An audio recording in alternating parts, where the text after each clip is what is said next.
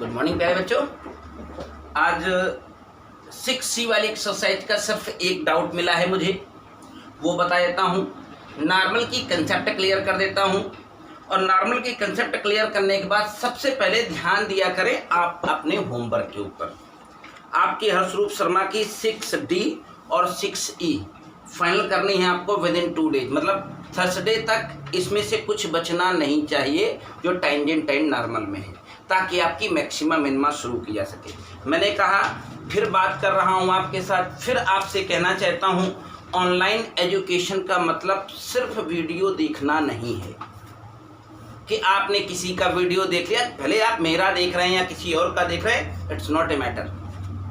Online education का basic मतलब ये है कि आप जब किसी का वीडियो वॉच करते हैं, किसी टॉपिक को आप पहली बात सीरियसली और सीरियल से पढ़ते हैं, तो ही आप कुछ काम करने के बारे में सोचेंगे। नहीं, पूरे देश में मैंने देखा कि बच्चे ऐसे ही मारे फिर रहे हैं। उनको नहीं मतलब है कि उनकी कोई पढ़ाई हो रही है, उनको नहीं मतलब है कि उनकी कोई पढ़ाई होने वाली है, उनको नहीं मतलब कि वो कुछ कर रहे हैं, बस यूं ही चल रहा है। अगर आप उन लोगों में से हैं जो चंद सौभाग्यशाली लोग हैं जो सीरियसली अपनी पढ़ाई करें और सचान सर की ऑनलाइन क्लास, यूट्यूब क्लास जैसे भी मिलती है आपको, ऐप पर एप्लीकेशन पर मिलती है, लाइव क्लास मिलती है, जो भी क्लास आपको मिलती है, कभी कभी आपको पता है यूट्यूब पर क्लास में क्यों डाल देता हूँ, ताकि और लोगों तक ये मैसेज चला जाए कि कम से कम एक सही व्यक्ति है जो आपको सही एजुकेशन, सही रास्ता बताने में लगा है। रियली मैं ये नहीं कह रहा हूँ कि बाकी लोग गलत रास्ता बता रहे हैं, मैं ये कह रहा हूँ सही रास्ता बताने वाला ही गुरु होता है। सही रास्ते का मतलब ये कि हम आपको हो सकता है गरियाएं, हो सकता है लतियाएं, दोनों काम हो सकते हैं, लेकिन आपका काम अप टू डेट कराऊंगा। अप टू डेट का मतलब पूरी एक किताब मेरे मिशन में होती है, मैं कोई DPP TTP नहीं देता हूँ, सीधे किताब पकड़ा देता हूँ। DPP TTT में 2, 5, 10 सवाल होंगे और किताब में पूरे 100 होते हैं। यूनिवर्सल उठाओगे अगर फिजिक्स और मैथ की तैयारी करने के लिए तो 500 होते हैं, तो मैं 500 सवाल लगने और लगवाने का दोनों का दम रखता हूं और उसी तरीके से प्रैक्टिस कराऊंगा जैसे होनी चाहिए। आपने पिछला वीडियो मेरा देखा होगा, कल मैंने जो टेस्ट पेपर लिया था आपका, उसका वीडियो लॉन्च किया था। 16 क्वेश्चन थे, अगर मुझे लगाने होते तो 8 मिनट लगता, मैंने समझा करके 30 मिनट में 16 क्वेश्चन का वीडियो बनाया है। 16 क्वेश्चन का वीडियो सिर्फ 30 मिनट में दिया है आपको। 17 क्वेश्चन थे शायद, और जिन बच्चों ने 17 क्वेश्चन किए होंगे तो 17 में आउट ऑफ 15 अपने मार्क्स चेक कर सकते हैं। अगर 15 सवाल में अपने टोटल मार्क्स जितने सही हों उसको 4 से मल्टीप्लाई करके अपान में 60 करके अपने मार्क्स कैरी करा सकते हैं। अगर आपने 15 सवाल सही किए थे तो अपने मार्क्स आप 60 ऑफ 60 कर सकते हो। अगर आपने 10 सवाल किए थे तो 40 अपान 60 कर सकते हो। अपने मूल्यांकन को खुद कर ले, हमने आपका मूल्यांकन नहीं किया, क्योंकि उसमें कुछ गिने चुने लोग थे जिन्होंने पेपर को सही तरीके से और सब भेजा था। बाकी तो ऐसे सूअर जैसी शक्ल उठा के आते हैं, सूअर जैसी शक्ल उठा के चले जाते हैं, तो उससे कोई फर्क नहीं पड़ता है। लेकिन जो बच्चे पढ़े थे तो अपना मूल्यांकन जिन्होंने किया था, अपना मूल्यांकन इस तरीके से कर लें।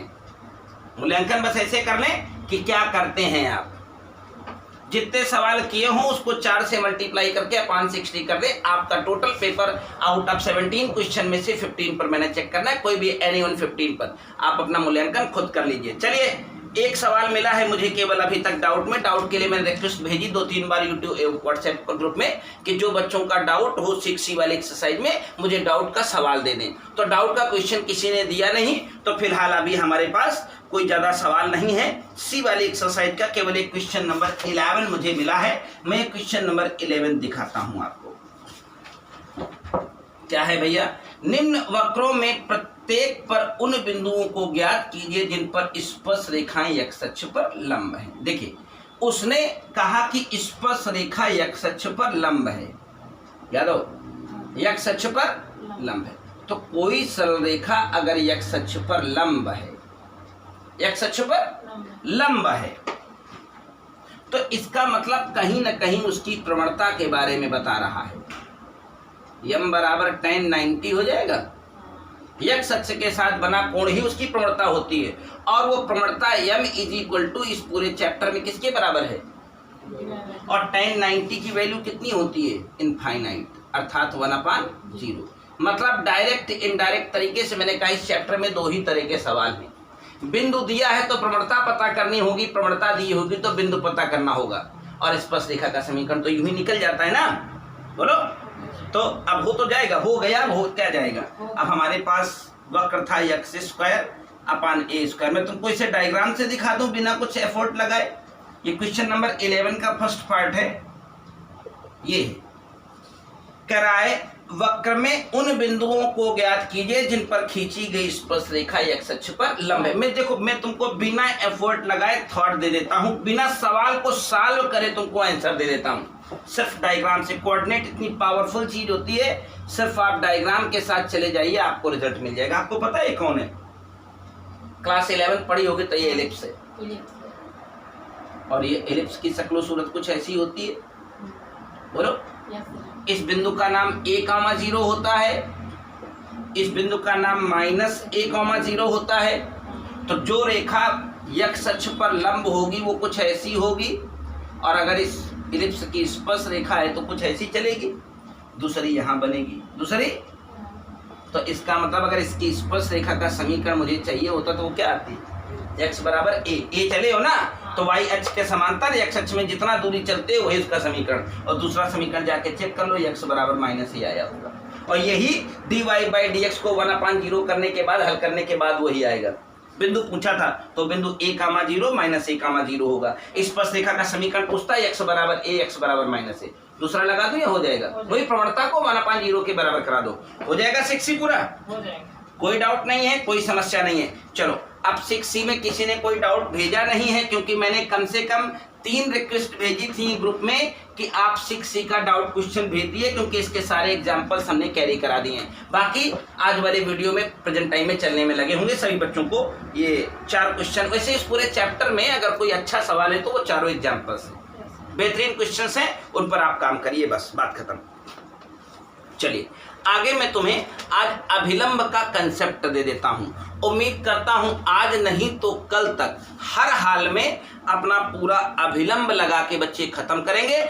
आप कहेंगे तो ये वीडियो आज ही लॉन्च कर दूंगा अपलोड करने के बाद, तो आज कुछ लोगों ने 6c लगा दिया होगा तो आज ही लॉन्च कर दूंगा, तो पूरा काम हो जाएगा। चलिए आइए, एक एग्जाम्पल है, मैं बिल्कुल शुरुआत करता हूं आज स्पर्श रेखा से बाहर निकल करके अभिलंब की। बिल्कुल प्रैक्टिकल रहिएगा, कंसेप्ट के साथ रहिएगा।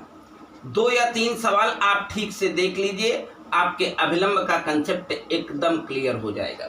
y² = 4x, पहचानते हो ये कौन है? आप बताएंगे, पैराबोला है। इस पर कोई एक बिंदु दिया गया है at², 280। आज तक इस बिंदु पर स्पर्श रेखा निकालते थे, आज अभिलंब निकालना है, समझिएगा। तो सुनो, अगर मैं प्रॉपर प्रैक्टिकल पिक्चर बनाऊं तो पिक्चर कुछ ऐसी बनेगी क्या? बोलो। यस। इस पैराबोला पर एक पॉइंट at² 280 है क्या? अभी मैं स्पर्श रेखा आपसे पूछा करता था, तो वो तो आप निकालने लगे बढ़िया से। आज अभिलंब चाहिए। क्या चाहिए? तो स्पर्श रेखा और अभिलंब में केवल एक ही अंतर होता है, अगर स्पर्श रेखा की प्रवणता को आप यम अर्थात dy बाई dx कहते हो, तो इस रेखा के ऊपर जो लंब रेखा होगी उसकी प्रवणता उसकी उल्टा हो जाती है और माइनस साइन लग जाता है। क्योंकि अगर कभी आपने क्लास 11th में सरल रेखा पढ़ी होगी तो लंब होने का प्रतिबंध क्या होता है? तो आप जबरदस्ती का रट्टा मारने से अच्छा है ओरिजिनल कंसेप्ट के साथ चले जाओ। मतलब अगर अभिलंब की प्रवणता को m2 कहते हो तो प्रवणता स्पर्श रेखा की प्रवणता की कितनी हो जाएगी? -1/। तो अगर स्पर्श रेखा की प्रवणता dy बाई dx होती है तो आज से अभिलंब की प्रवणता कितनी हो जाएगी? -1/। तो अभिलंब कोई तोप है क्या है? वो भी तो एक सरल रेखा ही है जो इससे गुजरेगी, किसी एक बिंदु से जाने वाली, और उसकी प्रवणता पता होने की सूरत में अगर किसी अभिलंब का समीकरण चाहिए तो वो समीकरण क्या होना चाहिए? y - y1। y - y1 तो मेरा ये है, बोलो। अगर स्पर्श रेखा होती तो सिर्फ dy बाई dx लिखता, अभिलंब है इसलिए -1/, बस केवल इतना ही परिवर्तन होगा स्पर्श रेखा और अभिलंब में, और कोई अंतर तो आपका वो x1 पॉइंट यहाँ पर क्या दे रखा है 80²। अब हमें जरूरत किस चीज की बची है, वही dy/dx निकाल। तो dy/dx किसका निकाला करते हो अब तक, इसी वक्र का।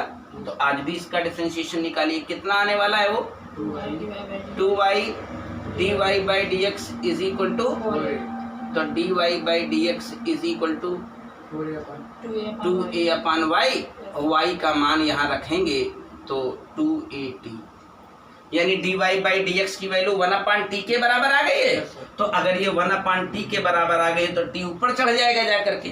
जाइए, आपकी स्पर्श रेखा की बजाय आज अभिलंब का समीकरण आपके पास आ चुका है। कोई कंफ्यूजन तो नहीं है, कोई दिक्कत तो नहीं है, कोई समस्या तो नहीं है।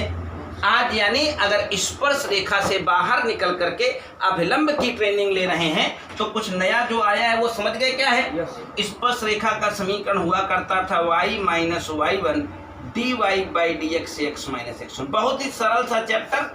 ये आपने अगर देखा तो आपने क्या तैयार कर लिया पता है, straight line with the help of calculus, straight line by calculus तैयार कर लिया आपने, करेक्ट ना। लेकिन अगर आज अभिलंब पढ़ना है तो यहाँ समीकरण बदल करके क्या हो जाएगा -1 dy/dx x - x1। सब कुछ सेम है, इस रेखा के ऊपर ये रेखा लंब है।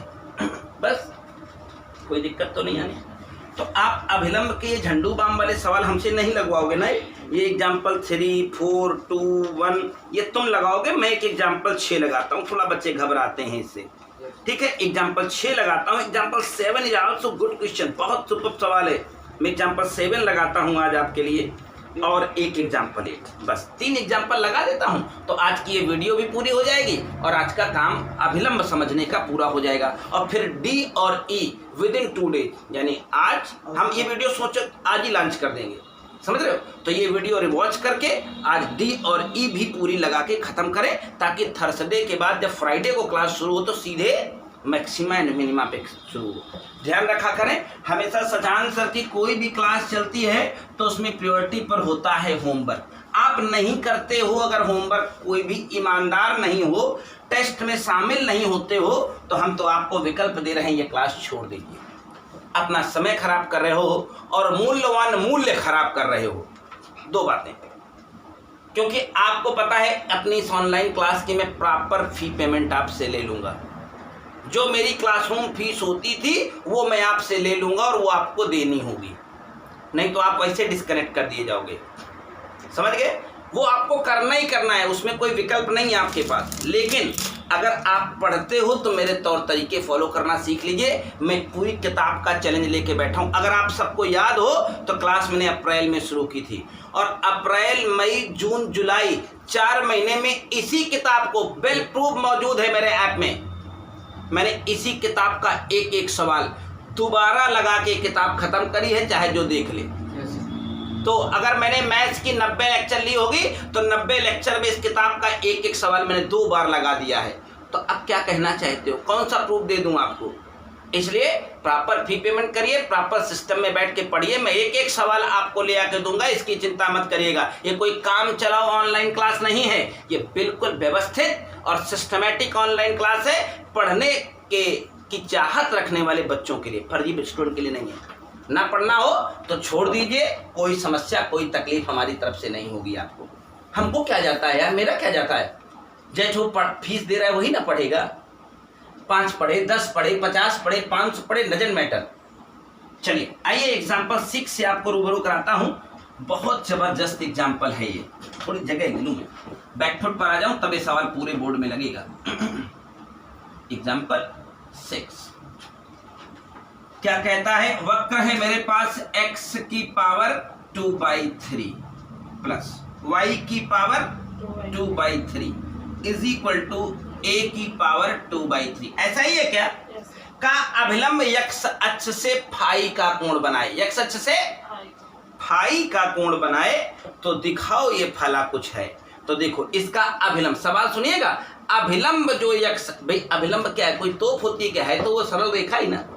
तो इसका अभिलंब x अक्ष से फाई का, तो अभिलंब कुछ नहीं है, वह एक सरल रेखा है। और किसी भी सरल रेखा का x अक्ष की धनात्मक दिशा के साथ बनाया गया कोण उसकी प्रवणता होती है, उसकी यानी कुछ लोग कंफ्यूज होते हैं। जो अभिलंब की प्रवणता होती बाबू होती क्या है, -1/, ये अभिलंब की प्रवणता है आपकी। और वो अभिलंब की प्रवणता जो है वो डायरेक्ट दे रखी है, x अक्ष से फाई कोण बनाता है। डोंट कंफ्यूज, अभिलंब की प्रवणता -1/dy/dx होती है और वही -1/dy/dx किसके बराबर है, क्योंकि अभिलंब x अक्ष के साथ फाई कोण बनाता है। तो ये अभिलंब की प्रवणता हो गई। अब अभिलंब की प्रवणता पा चुका हूं। जब तक बिंदु नहीं मिलेगा बेटा राख में मिल जाओगे। क्यों, क्या कहते हो? तो राख में अगर ना मिलना चाहते हो तो आप अपने बिंदु को पता करने की तैयारियां करो। और बिंदु को पता करने के एक ही तरीके हैं, इसका डिफरेंशिएशन किया जाए, dy/dx ढूंढा जाए, इसके इधर उधर बराबर किया जाए। सेटिंग बहुत करनी पड़ेगी, थोड़ा मेहनत से करिएगा, नहीं गड़बड़ा जाएगा।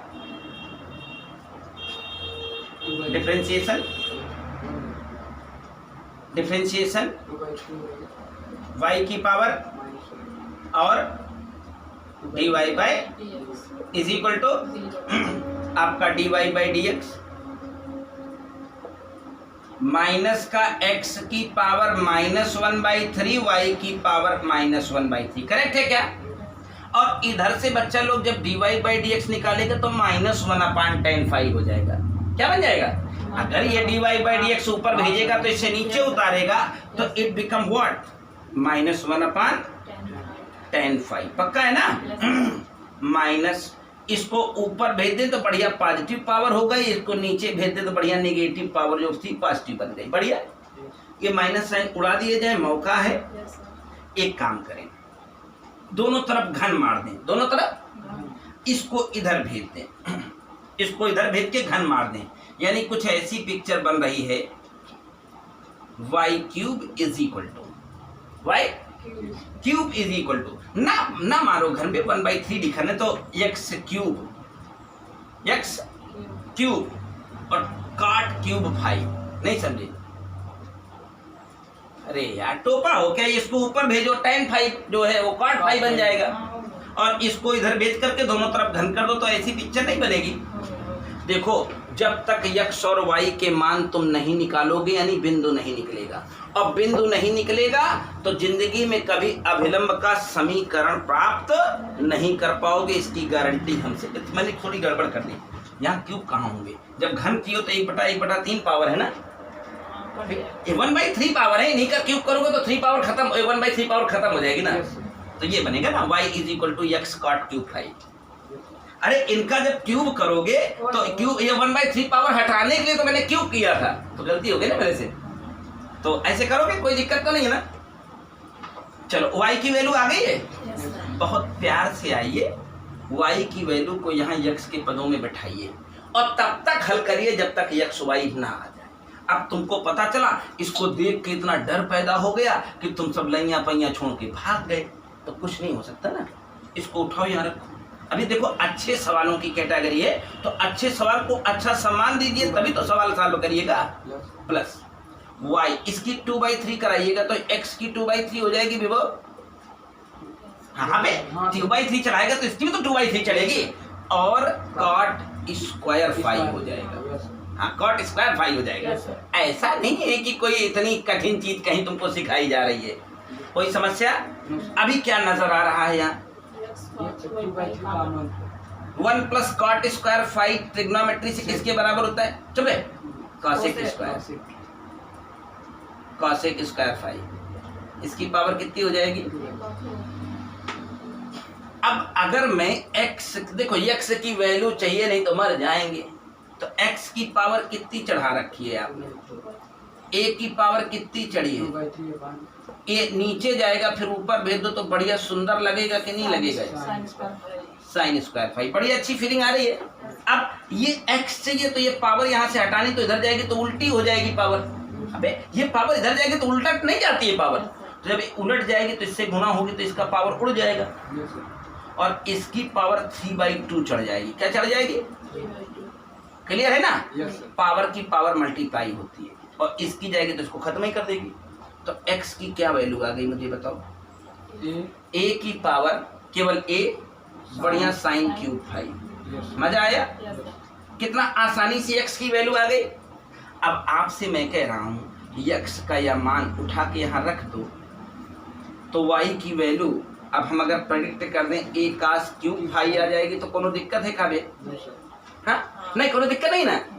इसको उठाओ और यहाँ इंप्लीमेंट करो, रिजल्ट आ जाएगा। x y के मान ही मेरे बिंदु हैं, मेरे अभिलंब की ये प्रवणता है, अभिलंब की प्रवणता है। तो अब अभिलंब का समीकरण निकालने में कितनी देर लगेगी? बड़े प्यार से आ जाएगा। चलो अभिलंब का समीकरण निकालने चलना है। y माइनस y1 की जगह a cos क्यूब फाई। और ध्यान रखिए, पता चला उसको माइनस वाला पार्ट का, ये डायरेक्ट अभिलंब की प्रवणता ही थी, यानी केवल tan फाई, केवल हाँ माइनस वाला पार्ट dy बाई dx यहाँ होता था ना, उस पूरे की वैल्यू tan फाई है। और x माइनस x1 की जगह a sin क्यूब फाई। बढ़िया है। उम्मीद करता हूँ अगर थोड़ा सा और सॉल्व करेंगे तो फाइनल आंसर आ जाएगा। अब सॉल्व फाइनल क्या करना है? ट्रिग्नोमेट्री। ट्रिग्नोमेट्री में क्या, इस tan, देखो इसका आंसर कहीं tan में आ रहा है? नहीं आ रहा है। नहीं आ रहा है तो क्या करोगे? tan को गायब करोगे। tan को गायब करने के लिए क्या करोगे? इसे साइन कॉस में तोड़ो। पूरा देखिए, गणित को पूरा इज्जत सम्मान दिया जाता है तभी वो आपके फेवर में आती है। क्यों, क्या कहते हो? ठीक है ना। अब अगर इसके परिणाम तक पहुंचना है तो डरना बंद करो। हाँ, a cos cube phi is equal to, इसको क्या करें? Sine upon cos phi. डरना तो नहीं है ना। x minus a sine cube phi, इसको मल्टीप्लाई ले जाते हैं। देखो सीन बनने लगी होगी, y cos फाई, देखो y cos phi minus a cos की power 4 phi, x sine phi minus a sine की 4 पावर फाई। कोई दिक्कत? देखो ध्यान भी देते रहो कि लाना क्या है। तुमको y cos फाई लाना था, तुमने y cos फाई बिल्कुल एज इट इज उतारा। देखो ध्यान, ये क्योंकि प्रूविंग का सवाल है, सामने आंसर लिखा हुआ है माइनस x साइन फाई। देखो 2 स्टेप आ गए, यानी आखिरी जंग में हम शामिल होंगे। आखिरी जंग में क्या है? एक को उधर पकड़ ले जाए, देखो अब बराबर लाना है ना, तो एक उधर पकड़ ले जाए, एक कॉमन करा दे, और इसके बाद cos की पावर 4 फाई प्लस का साइन की पावर 4 फाई निगेटिव का।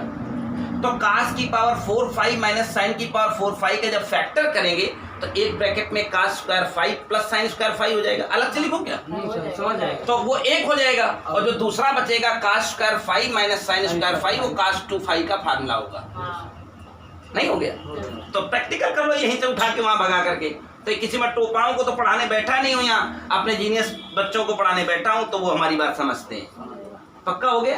कोई कठिन काम तो नहीं था यहाँ। यानी सारा मामला ये है कि अगर आपने सवाल पढ़ते ही कॉन्फिडेंस छोड़ दिया कि यार ये मुझसे आएगा नहीं, तो धरती पर कोई ताकत नहीं कि सवाल तुमसे लगवा लेगी। लेकिन पढ़ते ही लगे यार तो कुछ नहीं है, ऐसी बात। अब देखो सबसे मेन मुद्दा यहाँ था, क्लियर हुआ? उसने कहा इसका अभिलंब x अक्ष के साथ फाई बनाता है, मतलब ये अभिलंब की प्रवणता है। अभिलंब कोई तोप नहीं होता, सरल रेखा होती है। चलो अगला सवाल, क्वेश्चन नंबर 7। बढ़िया था ना? देखिए बोर्ड में आया हुआ सवाल है, आपको मैंने कम शब्दों में कम तरीके से सॉल्व करके पूरा दिखाया है। क्लियर है कि नहीं? Yes sir. अगला सवाल देखें। नेक्स्ट क्वेश्चन आप तक पहुंचाता हूं। Example 7 also a good question, हमको बहुत पर्सनली ये पसंद है सवाल। एग्जाम्पल 7 मेरा पर्सनल अप्रोच होता है इस क्वेश्चन के ऊपर। आप आइए, x y is equal to क्या लिखा है? सी स्क्वायर के बिंदु टी पर खींचा गया अभिलंब अति परवलय से फिर से टी डैश पर मिलता है। तो इस प्रश्न के साथ क्या होता है, जब बच्चे प्रॉपर पढ़े नहीं होते हैं तो इस सवाल ही समझ नहीं आता है। एक्स वाई बराबर सी स्क्वायर के बिंदु टी पर खींचा गया अभिलंब इस वक्र को पुनः टी डैश पर मिलता है। तो दिखाइए t cube into t dash is equal to -1। देखना कितना खूबसूरत होगा, सवाल में बनाता हूं। आपने अगर कभी कोऑर्डिनेट पढ़ी हो तो इसको अगर पहचानते हो तो बताइए, कमेंट बॉक्स में जाके बताइए ये कौन है। इसका नाम है रेक्टेंगुलर हाइपरबोला। रेक्टेंगुलर समकोणीय अतिपरवलय, और अगर मैं इसकी शक्ल बनाऊं आपके लिए तो समकोणीय अतिपरवलय पिक्चर में ऐसा होता है। अब समकोणीय अतिपरवलय में एक बिंदु ला रहा है टी, तो टी कोई बिंदु नहीं होगा बाबू लोग। जैसे समकोणीय अतिपरवलय में आप पहुंचते हैं तो टी का मतलब यहाँ सी टी कॉमा सी अपान टी से है। सी टी कॉमा, देखो इस पॉइंट को उठा के यहाँ रखो जरा, देखो इसको सेटिस्फाई करेगा।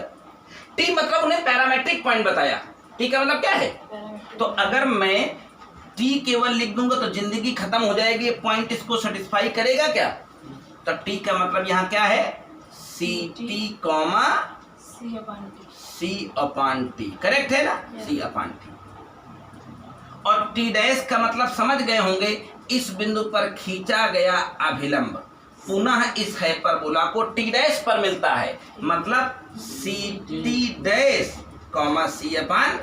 अब क्लियर हुआ? अगर ये पिक्चर नहीं होती तो क्या जीवन तुम्हारा गुजर जाता इस सवाल को खत्म करने में? देखिए किताब ने क्या किया, पिक्चर नहीं बनाई, बोला एक बिंदु टी है तो उसका नाम टी है, सी टी हो गया है, सी टी कॉमा सी अपान टी। अब क्लियर है? ये रेक्टेंगुलर हाइपरबोला है। अगर सी टी कॉमा सी अपान टी पर एक अभिलंब खींचा गया है तो दोबारा देखिए इसको टी डैश पर मिलता है, यानी सी टी डैश कॉमा सी अपान टी डैश। तो अपना मिशन शुरू कर देना चाहिए हमको। मिशन क्या? इस बिंदु पर अभिलंब का समीकरण निकालने का। अब समीकरण निकालने का तो बिंदु पता हो चला है, वक्र दिया हुआ है, मिशन शुरू करते हैं। मिशन में क्या है? सबसे पहले डिफरेंशिएशन करते हैं। x y आया क्या? dy बाई डी एक्स आपका कितना आ गया? Minus y by. अब y की जगह पर c अपान टी और x की जगह सिर्फ सी टी। x की जगह सिर्फ अंदर अंदर बाहर बाहर, यानी इसकी प्रवणता कितनी आ गई? ये स्पर्श रेखा की प्रवणता है, ना कि अभिलंब की प्रवणता। D y by d x क्या होती है? स्पर्श रेखा की प्रवणता, ना कि अभिलंब। तो जब अभिलंब का समीकरण की चाहत लेकर आए हैं तो y माइनस वाई वन पक्का इज इक्वल टू अभिलंब की प्रवणता minus one upon d y by d x होती है। अब तो समझ ही गए होंगे, वन अपान टी ऊपर जाएगा ना, और x माइनस एक्स वन यानी सी। करेक्ट है क्या? इसको उड़ा दूं क्या? चलो अब ये अभिलंब का समीकरण आपके सामने तैयार है। ये प्लस वन वन वन थोड़ा अजीबो गरीब लग रहा है, इनको मिटा दूं क्या? यहाँ से फर्जी लिखे क्या मतलब है? गंदा लग रहा था, अच्छा लगने लगा। क्लियर हुआ कि नहीं? अब अगर तुम यहाँ से हमारे साथ कंटिन्यू करते हो तो ये अभिलंब का समीकरण प्रश्न में कह रहा है कि ऐसे आगे बढ़ेगा तो फिर इस पर भी मिलता है। इसका मतलब यह बिंदु इस रेखा को क्या करेगा?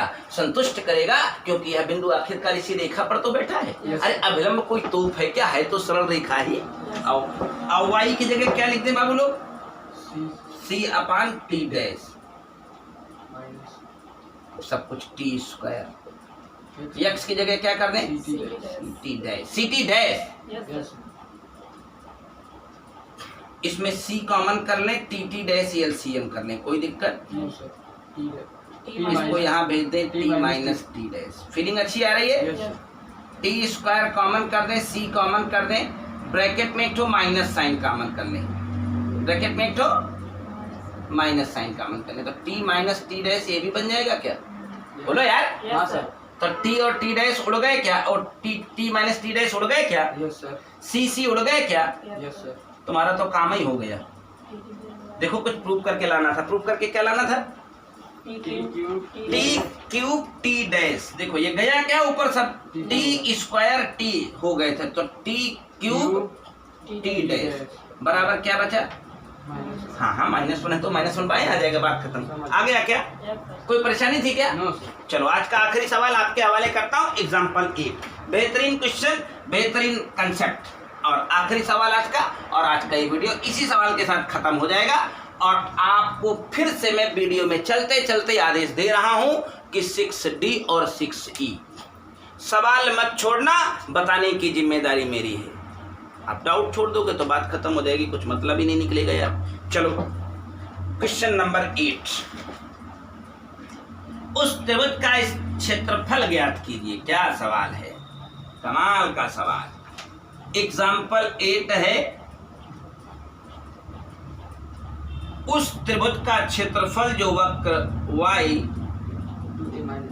2a माइनस x is equal to x square के बिंदु a कामा a पर स्पर्श रेखा अभिलंब और x अक्ष से बनता है। क्या कहना? मैं एक पिक्चर बनाता हूं। हमारी पिक्चर हमेशा कोऑर्डिनेट में बहुत शानदार होती है। बन गई तो 90% तो पहले ही सॉल्व हो गया। दिखाओ, देखो, हमने कहा दुनिया के सारे वक्र सचांसर कैसे बनाते हैं? ऐसे बनाते हैं। इस वक्र के ऊपर एक बिंदु है जिसका नाम क्या दिया गया है? इस वक्र के इस बिंदु पर हमने एक स्पर्श रेखा खींची है। आपको वह स्पर्श रेखा दिख रही होगी, खींची है ना? वो स्पर्श रेखा जो हमने खींची है वो x अक्ष को कहीं पर जाके मिल रही है क्या? मिल रही है ना? और उसी बिंदु पर हम एक अभिलंब भी खींचेंगे, वो भी x अक्ष को कहीं जाके मिल रहा है। नीचे x अक्ष है क्या? तो ये x अक्ष, ये स्पर्श रेखा और ये अभिलंब, तीनों ने मिलकर जो ये त्रिभुज बनाया है, इसी का क्षेत्रफल चाहता हूं। इसी का मुझे क्या करना चाहिए? पहले मुझे इसकी स्पर्श रेखा का समीकरण प्राप्त करना चाहिए। कहाँ खोया बे? तो स्पर्श रेखा का समीकरण प्राप्त करने के लिए क्या करना चाहिए? डिफरेंशिएशन। अबे पहले dy बाई dx निकालो ना। कैसे करोगे? फर्स्ट सेकंड लगाऊं कि ऊपर नीचे? चलो यार, इससे में डायरेक्ट मल्टीप्लाई करते हैं। डायरेक्ट अंदर मल्टीप्लाई कर दो। 2a as a constant, y का differentiation dy by dx minus x into y हो गया ना। तो यहाँ से थोड़ा ब्रैकेट ले लो। First function differentiation second function plus second function differentiation first function. घबराहट तो नहीं हो रही है? मुझे तो dy बाई dx चाहिए थे। इस माइनस साइन को अंदर परमिशन मार दो। dy बाई dx को कॉमन ले लें क्या? 2a minus is equal to 2x plus Y.